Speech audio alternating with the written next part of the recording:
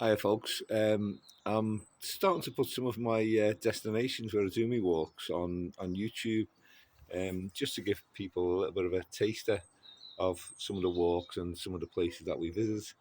And today I'm in quite a chilly, lovely town of Prescott, and I'm going to take a little whirlwind tour through the delights of Prescott, look at some of the facts and the history of it, because it really is a fascinating place.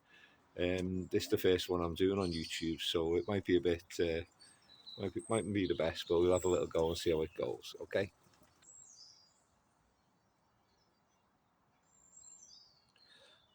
Lovely little lane along here. These lovely sandstone walls, and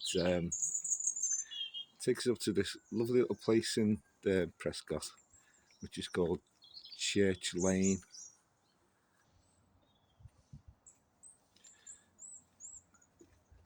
Prescott, it's a very old, very ancient settlement.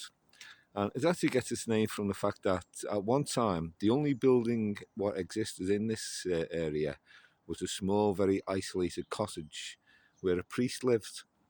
So it was the priest cottage, or Prescott as we know it now. And that's quite simply how it got its name. But this is a lovely little part of Prescott here. Very Georgian, as you can see. And here we have one of the churches. Oh, there's loads of churches here in Prescott, and this is Our Lady Immaculate and St Joseph Catholic Church. Um, Lovely church actually, and it was designed by a gentleman who went by the name of Hanson. And his other claim to fame that he was also the inventor of, or the designer of the hansom cab. You know, where you see all the old Sherlock Holmes films, and he says, get me a hansom cab, Watson. So it's the same guy who designed this and designed the famous hansom cab. So a little claim to fame for Prescott. But as we walk down here, Vicarage Place, not Chapel Place. Vicarage Place. As we walk down here, loads of sandstone as well, which is absolutely lovely. But as we come here, when we look at this building here, if you just look above the door, you'll see this amazing coat of arms. The reason that this is here is that King Henry VIII, when he was setting up his Cambridge College, which is now Cambridge University, of course, he gave the whole of the lands around here to the college. All of the land, everything, so all the income went to the new college. To testify their ownership, the crest of Cambridge College was put up here in Prescott. It's moved around a bit over the years, but here it is now. Still here after all them years, that coat of arms of Cambridge College. So it's quite an unusual little quirky claim to fame. Well, here we have Prescott Parish Church, and what a magnificent church it is. Very, very old, very, very ancient. Some parts of it still date back to the 14th century, but it actually predates that. I think it was around about the 12th century that it was actually built. The tower is 1700s, and there's a number of different towers, of course, over the years, but a thriving parish as well. It really is lovely. Now, Prescott, it's absolutely fascinating.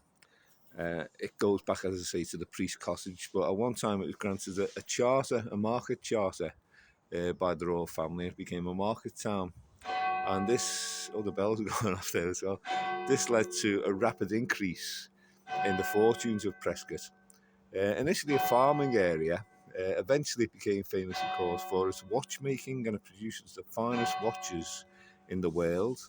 Eventually, as time moves on again, Prescott Cables moved into the area, set up here. They've sadly gone now.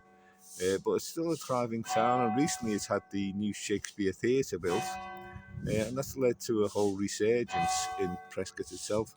So we'll go a little bit further, and there's some amazing firsts and quirky little places here which to discover. So just bear with us for one little second. We'll go a little bit further into Prescott itself. Yeah, huge graveyard here at the back of the church as well. And as I say, from here, it is a beautiful church. And you can see the spire for miles and miles around because we're very high up here. But at the back of the church here is a very interesting monument. and it's the War Memorial. Decent enough, but not the best one I've ever seen, but nonetheless decent enough. But it is very, very important because, believe it or not, folks, this was the first war memorial in the whole of the British Isles. First war memorial ever put up in the whole of Britain. Now, this was erected before the end of the First World War, 1915, I think it was put up. The elders of Prescot, they realised that as their greats were falling, they decided that they were going to commemorate them. So this was put up before the end of the First World War to commemorate Prescott's fall in the First World War conflict. And this is the first war memorial to be put up in the whole of the British Isles. So what a great claim to fame that actually is. Fantastic.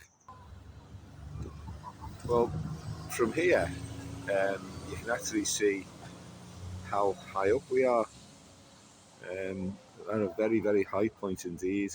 And where I'm standing now, this was the site of the old priest cottage originally, which you mentioned.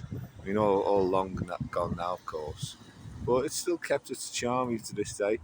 We're going to take a little walk down, well, people call it the High Street in Prescot, but its actually proper name is Eccleston Street, and lots of interesting little facts again about it as we'll discover.